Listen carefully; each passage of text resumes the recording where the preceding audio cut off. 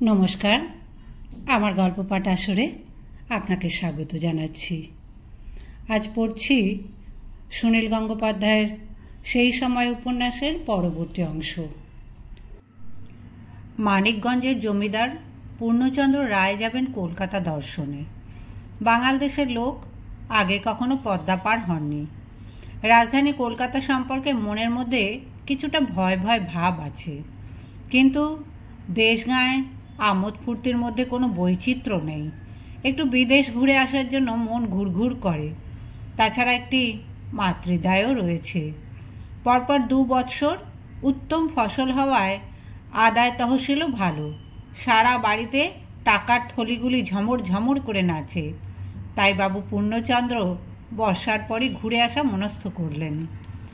পূর্ণচন্দ্রের পিতা গত হয়েছেন অনেক দিন আগেই। তার মা অনঙ্গমোহিনী ছিলেন অতি জাঁদরেল নারী। নাবালক পুত্রের হয়ে তিনিই জমিদারি শাসন করতেন অতি দক্ষতার সঙ্গে। এমনকি পূর্ণচন্দ্র বয়ঃপ্রাপ্ত হলেও অনঙ্গমোহিনী একটু রাস আলগা করেননি। পুত্র তখন নামে মাত্র জমিদার হলেও সমস্ত কর্তৃত্ব ছিল তাঁর হাতে। বৎসর দেড়েক আগে সেই অনঙ্গমোহিনীও স্বর্গারোহণ করেছেন। মৃত্যুশয্যায় শুয়ে তিনি পুত্রকে বলেছিলেন, বাবা পূর্ণ, মা কালীর কাছে আমার একটা মানত আছে। তুই কালীঘাটে মায়ের পূজা দিয়ে আসিস, নইলে আমার আত্মা স্বর্গে গিয়েও তৃপ্তি পাবে না। মানতটি অবশ্য পূর্ণচন্দ্র সম্পর্কেই। মায়ের মৃত্যুকালে পূর্ণচন্দ্রের বয়স 29, কিন্তু তখনও বংশে নতুন উত্তরাধিকারী আসেনি। নাতির মুখ দেখার জেদে অনঙ্গমোহিনী 8 বৎসরের মধ্যে 5 বার পুত্রের বিবাহ দিয়েছেন। সেই 5টি বধূই এ বাড়িতে থাকে, কিন্তু তারা কেউই স্বামীকে একটিও সন্তান উপহার দিতে পারেনি। কালা শৌচ কেটে যাওয়ার পর ইয়ার বন্ধুরা পূর্ণচন্দ্রকে আর একবার দ্বার পরিগ্রহ করার পরামর্শ দিয়েছিল। তার আগে পূর্ণচন্দ্র ঠিক করলেন একবার কালীঘাটটা ঘুরে আসা যাক।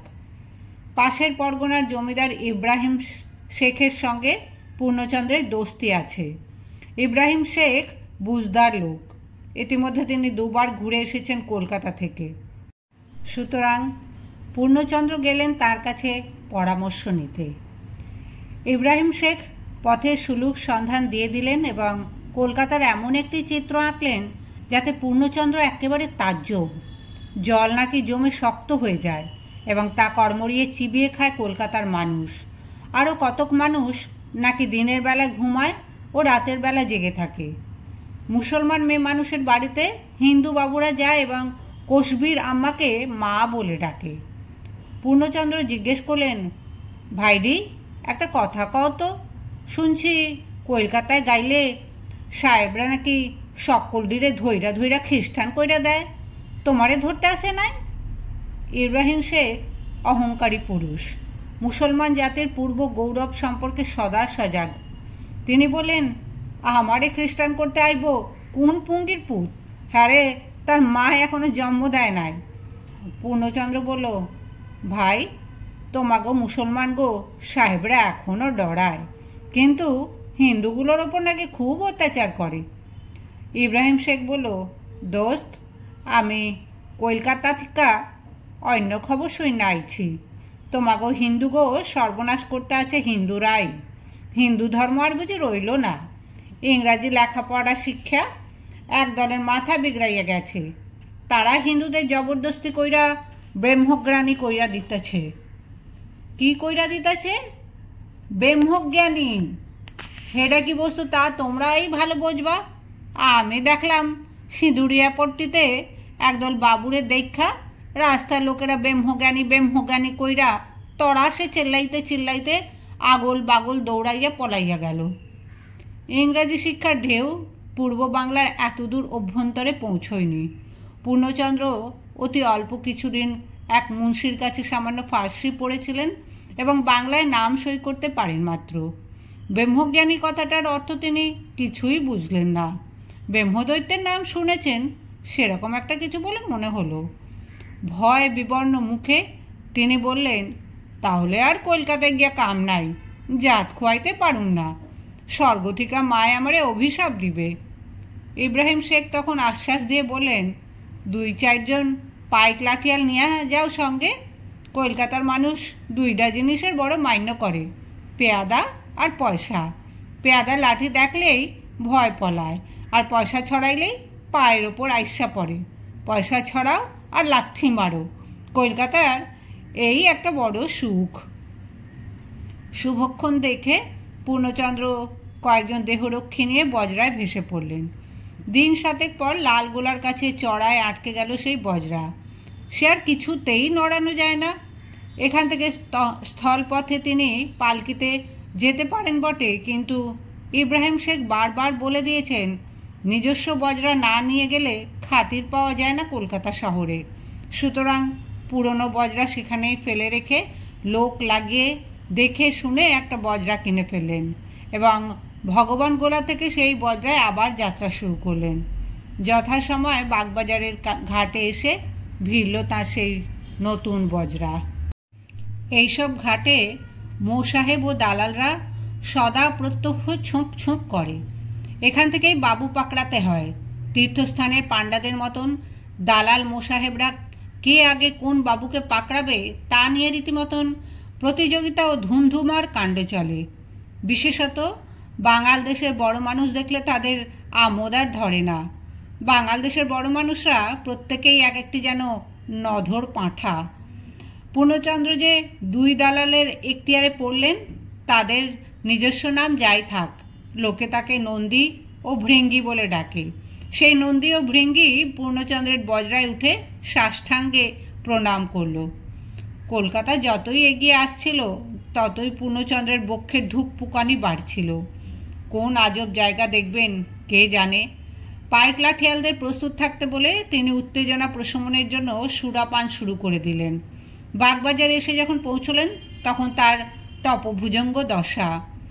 এই সময় তাঁর ভীরুতা দুর্বলতা একেবারে উপে যায়। সুরাপান করলেই তিনি শের। মা জীবিত থাকতে তিনি কখনো ও জিনিস স্পর্শ করতেও সাহস পাননি। মাত্র এই 1.5 বৎসরের পূর্বেকার সব তৃষ্ণা মিটিয়ে নিয়েছেন। রক্তাক্ত চোখে কামরার বাইরে এসে তিনি গর্জন করে বলেন, তোমরা কেডা? আমার বজরা আইছ কার হুকুমে? নন্দী ও ভৃঙ্গি হাত জোর করে বলল, হুজুর, আমরা আপনার দাসানুদাস, আপনার সেবা করবার জন্য আমরা হাজির হয়েছি। দোস্ত ইব্রাহিম শেখের পরামর্শ মনে রেখে পূর্ণচন্দ্র তার রেশমি কুর্তার পকেট থেকে 2 মুঠো টাকা বার করে ছুঁড়ে দিলেন ওদের দুজনের সামনে। ওরা সাগ্রহে সেই টাকা কুড়িয়ে নেবার জন্য হুমড়ি খেয়ে পড়তেই পূর্ণচন্দ্র দুজনের পশ্চাৎ দেশে ক্যাঁত ক্যাঁত করে 2টি লাঠি কষালেন। মারের আকস্মিকতায় ঈষৎ চমকে উঠলেও নন্দী ও ভৃঙ্গি বিগলিত হাসি মুখ করে রইল। দুধেল গরু তো মাঝে মাঝে চাঁট মারবেই। পূর্ণচন্দ্র জিজ্ঞেস করলেন, কেমন লাগলো? নন্দী ভৃঙ্গি একসঙ্গে বলে উঠল, আহা, কি কোমল আপনার পা, যেন পদ্মফুল দিয়ে গড়া, যেন ছিরিকেষ্টর পদাঘাত। আমরা হলুম গে রাধিকে, আর একবার মারুন। পূর্ণচন্দ্র হৃষ্ট হয়ে বললেন, বাহ, বেশ। তারপর নিজের লোকজনদের দিকে ফিরে বললেন, দেখলি কেমন সুন্দর কথা কয়, কলকাতা শহরের সহবতী আলাদা। নন্দী ভৃঙ্গি কাজে নিযুক্ত হয়ে গেল। একটি বাসা ভাড়া করা হলো রামবাগানে। তারপর মৎসব চলতে লাগলো কয়েকদিন ধরে। বাঙাল পূর্ণচন্দ্রকে শহুরে বাবু করে তোলার জন্য নন্দী ভৃঙ্গি উঠে পড়ে লাগলো। পূর্ণচন্দ্রের পোশাক আশাক ও মাথার চুল দেখলেই বাঙাল বলে চেনা যায়, কথা বললে তো আর রক্ষেই নেই। রাস্তা দিয়ে 10-12 জন পারিষদ পরিবৃত হয়ে পূর্ণচন্দ্র যখন চলেন, অমনি ফচকে ছোঁড়া কুঠিওয়ালা ও গেঁজেল গুলিখোররা চেঁচিয়ে ওঠে, বাঙাল ভিড়েছে, বাঙালের মরণ, মাথাখানা দেখ যেন কাতলা মাছ। এইসব কথায় পূর্ণচন্দ্রের মনে বড় ব্যথা লাগে। তাই নাপিত দেখে তার চুল ছাঁটিয়ে দেওয়া হলো। নন্দী ভৃঙ্গি বোঝালো যে ঘাড়ের কাছে চুল সব ছেঁটে ফেললে ঘাড়ে বাতাস লাগে, বুদ্ধি খোলসা হয়। সেই জন্যই কলকাতার যেসব বড় বড় বাবুদের ঘাড় ছাঁটা। বেশি চুল রাখতে হয় মাথার সামনের দিকে, সেটা হলো গিয়ে শোভা, যেমন মোরগের মাথার ঝুঁটি। পূর্ণচন্দ্রবাবুর পোশাক ছিল ফিনফিনে 8 হাতি নতকলকা ধুতি, তার উপর নবাবী আমলের খাজাঞ্চিদের মতন রেশমি বেনিয়ান আর পায়ে সুঁড়ওয়ালা নাগরা। এসব ছাড়িয়ে তাকে পরানো হলো দোনলা প্যান্টালুন, লালদিঘির ধারের দোকানের আলপাকার চায়না কোট আর গড়ানহাটার ইংলিশ জুতো, মাথায় হাকিমি পাগড়ি, কোটের বুক পকেটে ওয়াচগার্ড সংবলিত ঘড়ি, হাতে হীরের আংটি এবং সর্বদা সঙ্গে রাখেন ফুকো শিশি ভরা আতর। এইরূপে পূর্ণচন্দ্র ভব্য হলেন। বাবুর জন্য সকল রকম কেনাকাটার কাজেই দালালরা 2 দফা দস্তুরি পায়, কিন্তু সবচেয়ে বেশি দস্তুরি মেয়ে মানুষের। এই বাসাবাড়ির খুব কাছেই অবিদ্যাদের আশ্রয়স্থল। অবশ্য এই শহরের কোথায় বা তারা নেই, সর্বত্রই তাদের অধিষ্ঠান। পূর্ণচন্দ্র একজোড়া বড় সাদা ঘোড়া সমেত একটি ফেটিং গাড়ি কিনেছেন। সেই গাড়ি এক এক রাত্রে থামতে লাগলো এক বার বনিতার বাড়ি। ঘুরতে ঘুরতে শেষ পর্যন্ত সুকুমারী নাম্নী এক অল্প বয়সী বার বনিতার প্রতি তার মন মজে গেল। সুকুমারীর বয়স 19, চিকন পাতলা গড়ন, মেমপাড়া গায়ের রং, মাথা ভর্তি কোঁকড়া কোঁকড়া চুল। সুকুমারীরা 3 পুরুষের বেশ্যা। তার মা চুনিবালা, যার ডাকনাম পেটিচুন্নি, সদ্য কাজ থেকে অবসর নিয়ে বাড়িউলি মাসি হয়েছে। সুকুমারীরও খুব পছন্দ হয়ে গেল পূর্ণচন্দ্রকে। মানুষটি বেশ আলাভোলা, যখন মদ খায় না তখন মিনমিন করে, আর একটু মদ পেটে পড়লেই অন্য চেহারা। সন্ধে হতে না হতেই ব্র্যান্ডি আর শ্যাম্পেনের স্রোত বইতে থাকে সুকুমারীর ঘরে। নন্দী আর ভৃঙ্গি চোঁ চোঁ করে মদ গিলতে পারে এবং সহজে তাহারা বেহেড হয় না। তারা নানা রকম সরেস গল্প বলে পূর্ণচন্দ্রের মন খুশি রাখে। ওদের খেইচি গেইচি ধরনের কথা সব অর্থ বুঝতে পারে না পূর্ণচন্দ্র, তবু শুধু কথা শুনেই হেসে গড়াগড়ি যান। নেশা বেশ খানিকটা জমে উঠলে পূর্ণচন্দ্র অধিকতর মজার জন্য পকেট থেকে 5-10 টাকা বার করে হুঙ্কার দেন, নন্দী। নন্দী অমনি বুঝতে পারে। টাকাগুলো হাত পেতে নিয়ে সুবোধ বালকের মতন পশ্চাৎদেশটি ঘুরিয়ে বসে আর পূর্ণচন্দ্র সজোরে সেখানে লাথি কষান।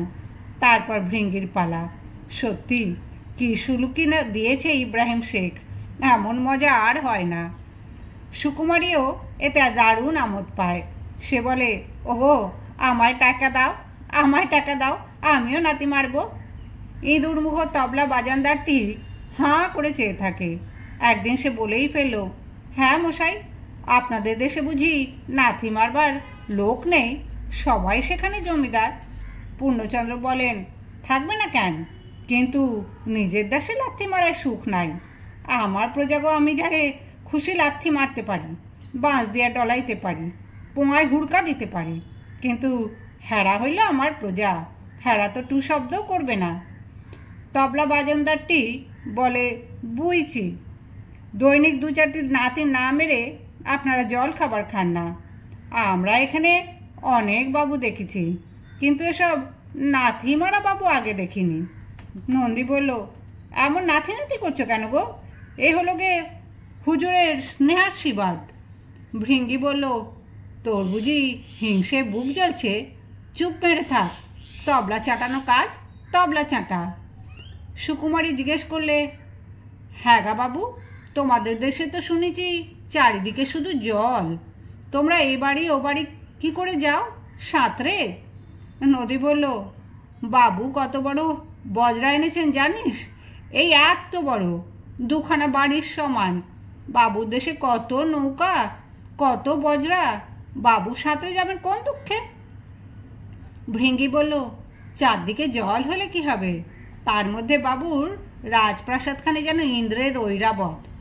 পূর্ণচন্দ্র বললেন, ঐরাবত না তোমার মাথা, আমার বাড়ি থেকে 7 মাইল দূরে মেঘনা নদী, তাছাড়া সব দিক শুকনা। আমি জমিদারি দেখতে ঘোড়ায় চইরা যাই। সুকুমারী জিজ্ঞেস করলো, ঘোড়ায়? পূর্ণচন্দ্র বলে, হ্যাঁ হ্যাঁ ঘোড়া, ছোটো ছোটো ঘোড়া, কিন্তু ছোটো হইলে কি হয়, তাগত খুব, ঠিক যেন পঙ্খী রাজ। ছোটো ছোটো ঘোড়া, ছোটো ছোটো ঘোড়া, এই কথা বলতে বলতে সুকুমারী হাসতে হাসতে গড়াগড়ি দেয়। সুকুমারীর মা মোটা চুন্নি বসে থাকে পাশের ঘরে। মেয়ের ঘরে যখন বাবু থাকবে তখন সে কখনো সে ঘরে ঢুকবে না, এটাই নিয়ম। মোসাহেবরা মাঝে মাঝে মদের গেলাস ভরে হাত বাড়িয়ে পোঁটাচুন্নির দিকে এগিয়ে দেয়। পোঁটাচুন্নি পাশের ঘর থেকে ফিসফিস করে বলল, অসুকু, বাবুকে বল না একদিন বাজরায় করে আমাদের ঘুরিয়ে আনতে, কতদিন বাজরায় বসে হাওয়া খাওয়া হয়নি। পূর্ণচন্দ্র শুনতে পেয়ে বলেন, কাইলি চলেন মা, আপনি যখন কইতে আছেন তখন হ্যাঁ, আর কথা কি, কাইল কেন, আজ রাতেই চইলেন। ইব্রাহিম শেখ বলে দিয়েছিল কসবির মাকে মা বলে ডাকতে হয়, সেটাই কলকাতার প্রথা। পূর্ণচন্দ্র তা ভুলে যায়নি, কিন্তু ওই মা ডাক শুনে পোঁটাচুন্নি পাশের ঘরে বসে আধ হাত জিভ কাটে। বাইরে কোনো গোলমাল হতেই পূর্ণচন্দ্র সন্ত্রস্ত হয়ে বলে ওঠে, কেডা এলো, ব্রহ্মজ্ঞানী নাকি? হ্যাঁ, কলকাতা এ পর্যন্ত ব্রহ্মজ্ঞানীদের সঙ্গে পূর্ণচন্দ্রের সাক্ষাৎ হয়নি, কিন্তু মনে মনে ভয় আছে এখনো। সঙ্গে দুজন লাঠিয়ালকে দাঁড় করানো আছে সুকুমারীর বাড়ির সদরে। এরপর 3-4 দিন গেল বজরা সফরে। আমোদ হুল্লোড় ঠিক যেমন হয় তেমনই হলো পুরোপুরি, শুধু ছোট একটুখানি বৈচিত্র্য ঘটেছিল। বজরার ছাদে বসে ব্র্যান্ডির নেশায় চুরচুর হয়ে হঠাৎ পূর্ণচন্দ্রের আবার লাথি মারার শখ জেগে ওঠায় যথারীতি নন্দী ও ভৃঙ্গি তৈরি হয়েছিল পেছন ঘুরিয়ে, কিন্তু ভৃঙ্গির বেলায় লাথিটা এমন জোরে হয়ে যায় যে সে ছিটকে পড়ে গেল ভরা গঙ্গায়। কলকাতার লোক অনেকেই সাঁতার জানে না, ভৃঙ্গি বেচারা প্রাণেই মারা যেত। শেষ পর্যন্ত বজরার দুজন দাঁড়ি জলে ঝাঁপিয়ে পড়ে তাকে বাঁচায়।